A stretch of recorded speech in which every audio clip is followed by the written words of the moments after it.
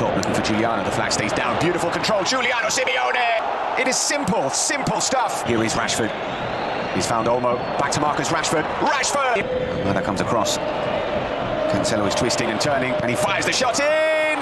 Lewandowski in the right place. Barcelona. Pertanyaannya kelihatannya simpel ya. Bagaimana bisa cuma satu akhir pekan, terumit dan dramatis banget? Yuk kita bedah bareng-bareng gimana dua pertandingan bisa menciptakan gempa bumi di puncak klasemen. Oke, jadi ceritanya begini.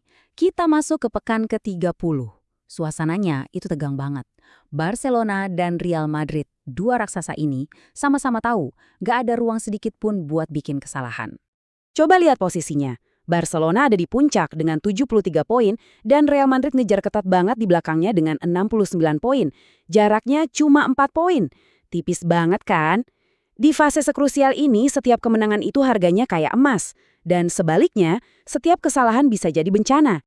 Dan bencana itu beneran datang. Datangnya lebih cepat dari yang kita semua kira. Semua mata lagi tertuju ke Real Madrid yang waktu itu lagi tandang ke markasnya Mallorca.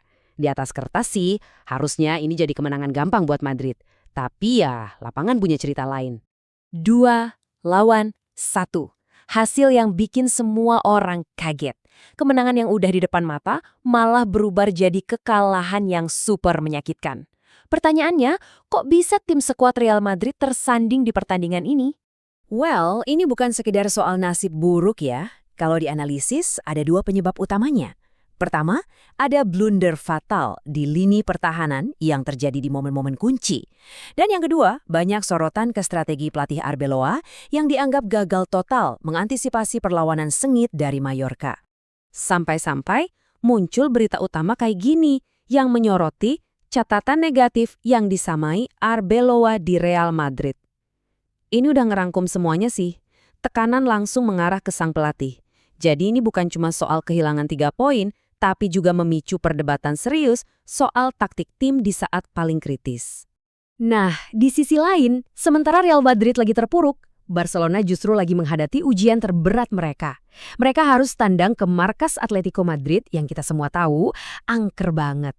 Ini jadi kesempatan emas buat mereka buat ngasih pukulan telak. Dan mereka nggak menyia-nyiakan kesempatan itu sama sekali. Dengan skor akhir 2-1, Barcelona nunjukin mental juara mereka. Di bawah tekanan yang luar biasa besar, di kandang lawan yang super tangguh, mereka berhasil bawa pulang 3 poin penuh. Luar biasa. Kemenangan ini tentunya gak datang gitu aja.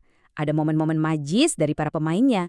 Robert Lewandowski tampil gemilang banget sepanjang pertandingan jadi motor serangan. Dan puncaknya, Rafinha jadi pahlawan dengan gol penentunya yang mengunci kemenangan super krusial ini. Jadi, apa artinya semua ini? Coba kita gabungkan. Madrid kalah dan di saat yang sama Barcelona menang. Hasilnya, gempa bumi di papan klasemen, sebuah pukulan telak yang benar-benar mengubah peta perburuan gelar juara. 7. Coba perhatikan angka ini. Inilah yang jadi pembeda barunya.